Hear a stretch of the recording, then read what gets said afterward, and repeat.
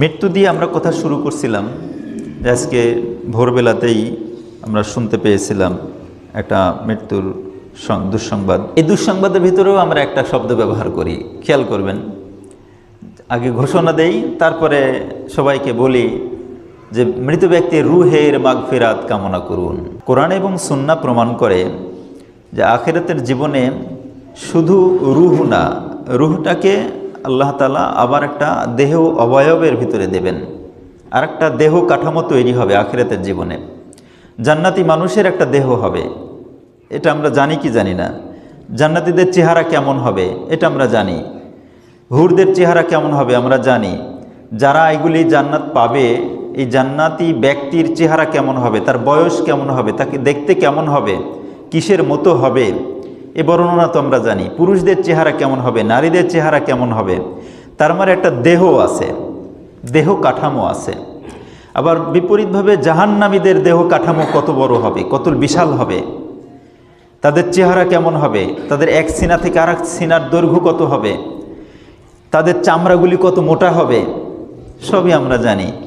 তাহলে আমরা এখান থেকে জানছি যে আখিরাতের জীবনে শুধু আত্মা হবে না, শুধু রূহ হবে না, তার দেহও থাকবে।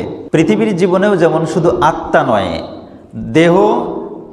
দেহও আছে। আমাদের দেহ এবং আত্মা মিলেই একটা মানুষ, একটা অবকাঠামো। এই দেহ, তার ভিতরে আল্লাহ তাআলা আত্মা, তার রূহটাকে ফুঁকে দিয়েছেন, তবে একটা জীবন্ত মানুষ। আখিরাতের জীবনেও তাই রূহটাকে আল্লাহ তাআলা নিয়ে যাবেন, তারপরে আখিরাতের জীবনে সেটাকে ফিরিয়ে দেওয়া হবে একটা দেহ কাঠামোর মধ্যে, তারও একটা কাঠামো হবে, একটা দেহ হবে। দুনিয়াতে আমরা দেখছি দেহ দ্বারা পাপ হয়, আবার আত্মার দ্বারাও পাপ হয়। রুহের দ্বারা কিছু পাপ সংগঠিত হয়ে যাচ্ছে, চিন্তা ফিকিরের কারণে কিছু পাপ সংগঠিত হচ্ছে, আবার সরাসরি দেহ কাঠামো ব্যবহার করেও কিছু আমরা পাপ করছি। তার মানে দুই পদ্ধতিতে আমাদের পাপ হয়ে যাচ্ছে, একটা দৈহিক পাপ আর একটা হলো আত্মিকভাবে পাপ। তাহলে শাস্তিও কিন্তু খেয়াল রাখবেন দুইভাবেই হবে, একটা আত্মিক শাস্তি আর একটা হলো দৈহিক শাস্তি। জাহান্নামীদের চামড়া মোটা কেন করা হবে? এদের শাস্তি তীব্রতা বাড়ানোর জন্যে, তীব্রতাকে বাড়ানোর জন্যে তাদের দেহ চামড়াটাকে মোটা করে দেওয়া হবে, দেহটাকে বড় করে দেওয়া হবে, যেন পুড়তে পুড়তে পুড়তে পুড়তে দীর্ঘ সময় ধরে সে পুড়ে কয়লা হতে থাকে। ছোট্ট দেহ হলে চট করে পুড়ে ছাই কয়লা হয়ে গেল। একটা পিঁপড়া আগুনের গর্তে ফেলে দিলাম, আর একটা হাতিকে আগুনের গর্তে ফেলে দিলাম, হাতির প্রাণ বের হতে অনেক সময় লাগবে, অনেক শাস্তি বেশি হবে। পুড়তে পুড়তে পুড়তে পুড়তে পুড়তে পুড়তে সে অস্থির হয়ে যাবে। নাউজুবিল্লাহ, একজন জাহান্নামী কীরকম বিশাল দেহের অধিকারী করে পাঠানো হবে, আর জাহান্নামের আগুন তার আত্মা পর্যন্ত পৌঁছে যাবে, তার দেহটাকে পোড়াতে পোড়াতে পোড়াতে তার যন্ত্রণা একদম আত্মা পর্যন্ত চলে যাবে।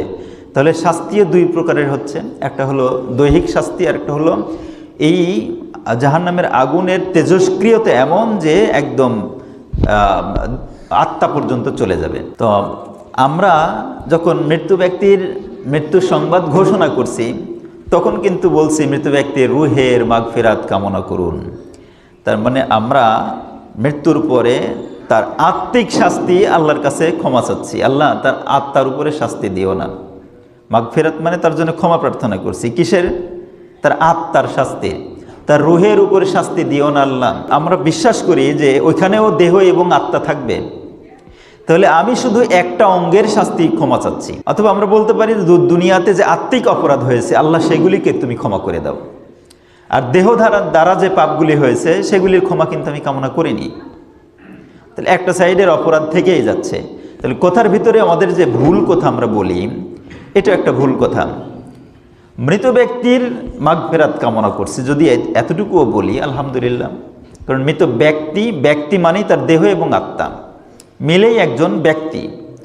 আর মৃত ব্যক্তির রুহের মাগফিরাত কামনা করছি, তার মানে তার দেহটা বাদ, তার দৈহিকভাবে যত অপরাধ হয়েছে ওইগুলি এক সাইডে থাক, আল্লাহ তুমি ওই আত্মার অপরাধটা মাফ করে দাও, এই মাগফিরাত কামনা করছি। আমরা কমপক্ষে আমাদের বলায় বিশ্বাসে এই কথাটা না বলার চেষ্টা করব, বিশ্বাসটা রাখবো যে আখিরাতের জীবন শুধু আত্মিক জীবন না, দৈহিক জীবনও পাবে, জান্নাতীরাও পাবে, জাহান্নামীরাও পাবে। শাস্তি পেলে দৈহিক শাস্তিও হবে, আত্মিক শাস্তিও হবে। স্বস্তি পেলে দৈহিক প্রশান্তি, আত্মিক প্রশান্তি দুটোই থাকবে। দেহে প্রশান্তি না থাকলে আত্মা প্রশান্তি প্রাপ্ত হয় না। অঙ্গে যদি ব্যথা পায় তাহলে দেখব আমাদের অন্তরগুলিও ব্যথা পেয়ে যায়। পায়ের আঙ্গুলে ব্যথা, তখন দেখা যায় আত্মাও অসুস্থ হয়ে যায়। আমরা বলতে পারিনি যে পা পচে যাচ্ছে কিন্তু আমার আত্মা খুব সুস্থ আছে, বলা যায় কি? এটা কিন্তু বলা যায় না। বরং পাগল বলবে যে ভাই তোমার পা পচে গেলে কি হবে, তোমার আত্মা তো সুখী। তখন ওই লোকটা পাগল বলবে তুমি একটা পাগল রে ভাই, পা পচে গেলে কি আত্মা সুখী থাকে? তো আমাদের ওই কথার দ্বারা আমরা এটাই বোঝাতে চাই যে আত্মার মাগফিরাত চাচ্ছি। তার মানে দেহ পচে যায়, গলে যায়, পুড়ে যায়, কয়লা হোক, আল্লাহ ওই মৃত ব্যক্তির রুহের মাগফিরাত আমরা কামনা করছি। বিষয়টাকে আমরা একটু খেয়াল করে বলবো, বলার ক্ষেত্রে, বিশ্বাসের ক্ষেত্রেও তাই করব। আল্লাহ তাআলা আমাদের তৌফিক দান করেন। আল্লাহুম্মা আমিন।